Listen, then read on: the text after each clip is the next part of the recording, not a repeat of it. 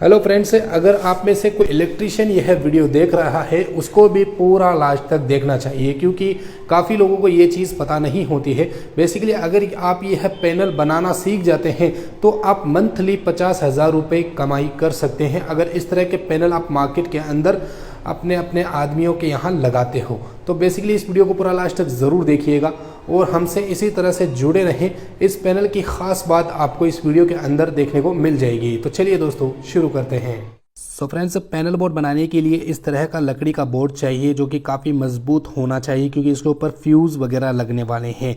इस तरह के 2 फ्यूज़ आपको ज़रूरत पड़ेगी आपके घर के लोड के अकॉर्डिंग, जैसे 32 एम्पियर, 64 एम्पियर, 100 एम्पियर की रेंज इसकी जाती है। आपके घर के अंदर कितना लोड है उस हिसाब से लेना होगा। यहाँ पर सिंगल फेज़ के लिए आपको 2 फ्यूज़ का यूज़ लेना होगा, 3 फेज़ के लिए आपको इसके अंदर 3 फेज़ का यूज़ लेना होगा।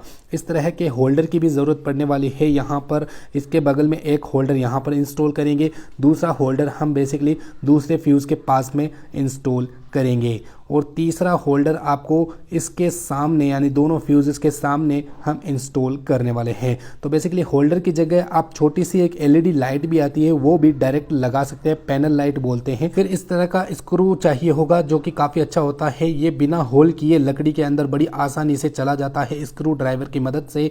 यहाँ पर आप देख सकते हैं जितने भी होल हैं मैंने यहाँ पर कस दिए हैं, जितने भी होल्डर हैं और फ्यूजेस हैं सबको कसने के बाद आप देख सकते हैं यहाँ पर कंप्लीट फाइनल हो चुका है हमारा वर्क।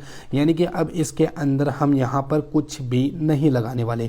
यहाँ पर अब हम आपको सीधा सीधा कनेक्शन दिखाने वाले हैं। यहाँ पर आप देख सकते हैं 3 होल्डर है, तीनों होल्डर के 2-2 वायर हमारे पास यहाँ 6 वायर देखने को मिलते हैं।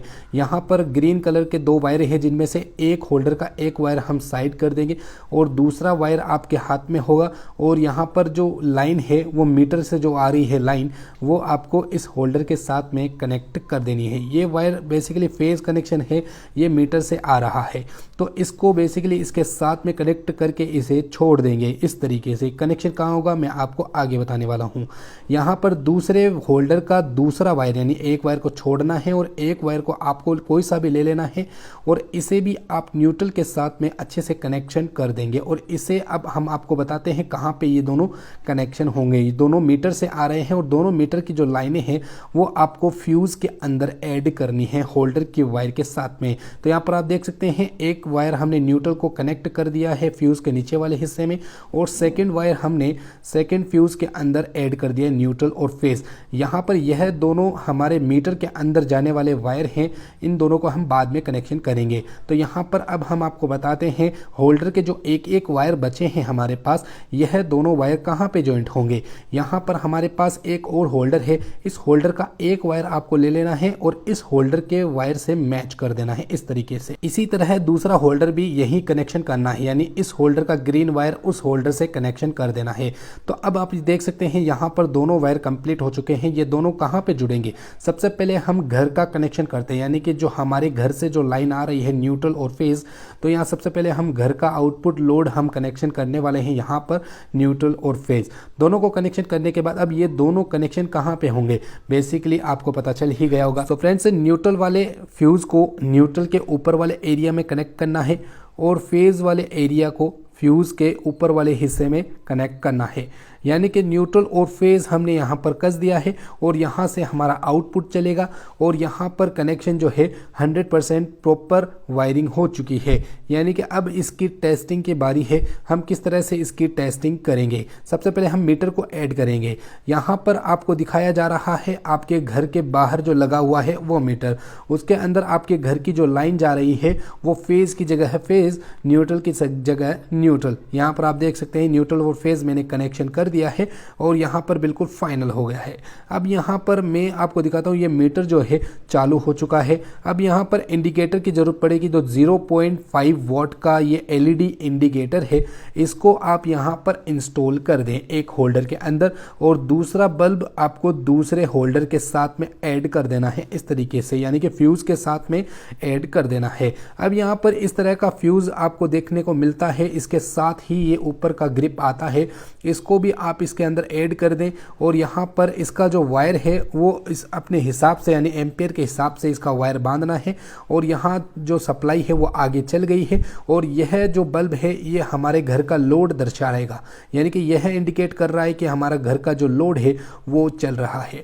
अब यहाँ पर जो हमारा लोड है वो मीटर से होते हुए आउटपुट हो रहा है हमारे घर के लिए, ठीक है। अब मैं यहाँ पर फ्यूज़ को निकाल के आपको दिखाता हूँ।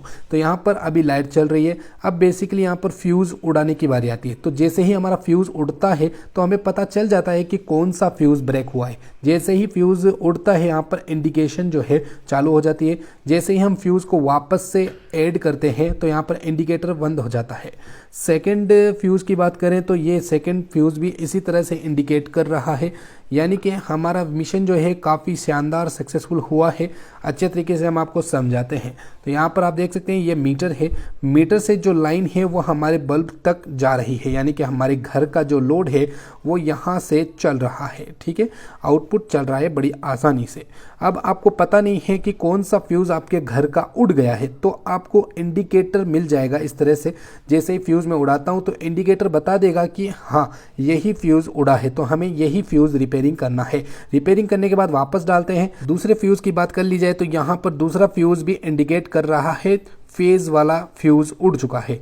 तो यहाँ पर अब मैं आपको दोनों ही निकाल के दिखाता हूँ। तो दोनों ही निकालता हूँ तो यहाँ पर दोनों के अंदर ही यहाँ पर एलईडी ग्लो कर रही है। अब जिसके अंदर मैं फ्यूज़ डालता हूँ वो एलईडी जो है बंद हो जाती है, यानी कि ये इंडिकेटर शो कर रहे हैं कि आपका कौन सा फ्यूज़ उड़ गया है। यानी कि जब एलईडी जलेगी तो हमें पता चलेगा कौन सा फ्यूज़ उड़ रहा है। तो ये काफ़ी शानदार चीज़ है, आप भी इस तरह का घर में बना सकते हैं। सो फ्रेंड्स, यह पैनल बेसिकली उन लोगों के लिए ज़्यादा वर्कफुल है जिनके यहाँ पैनल के ऊपर 10 से 15 फ्यूज़ लगाए गए हैं, यानी 5 या 10 या 15 इस तरह से फ्यूज़ लगाए गए हैं और इनके फ्यूज़ उड़ जाते हैं कोई और हमें पता नहीं चलता है कि कौन सा फ्यूज़ बेसिकली उड़ा हुआ है, ठीक है। और हम सारे फ्यूज़ निकाल करके चेक करने लग जाते हैं।